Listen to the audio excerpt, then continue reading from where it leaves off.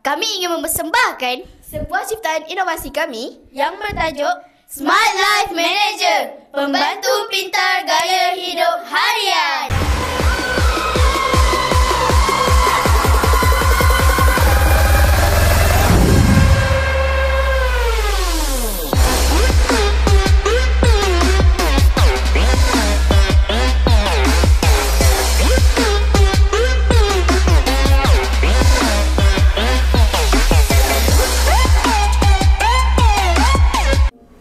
Aplikasi yang kami banggakan adalah Smart Life Manager.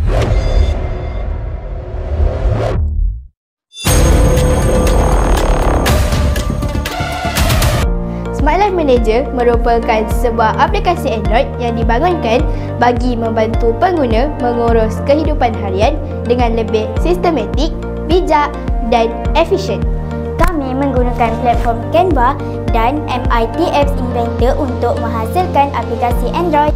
Aplikasi ini menggabungkan 6 komponen utama iaitu Smart List, Smart Calculator, Smart Game, Smart Maps, Smart Tips dan Smart Talk. Kami menggunakan 5 kaedah iaitu analisis, pembangunan, reka bentuk, pelaksanaan dan penilaian.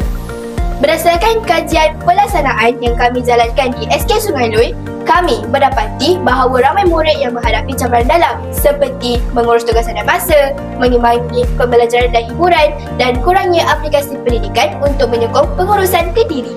Bagi reka bentuk aplikasi, kami mencipta logo aplikasi dan meletak warna serta jenis desain yang sesuai. Antara objektif utama pembangunan Smart Life Manager ialah membantu murid merancang dan menyusun tugasan dengan lebih sistematik melalui model Smart List, menyediakan alat bantu kiraan yang mesra pengguna melalui Smart Calculator, memberi ruang hiburan yang sihat dan mencabar minda melalui Smart Game.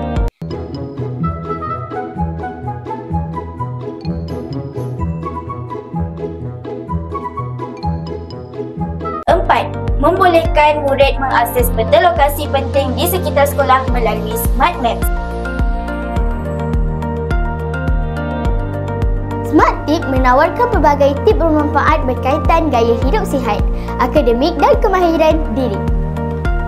Smart Talk membolehkan pengguna berkomunikasi secara ringkas bagi berkongsi maklumat atau peringatan sesama pengguna.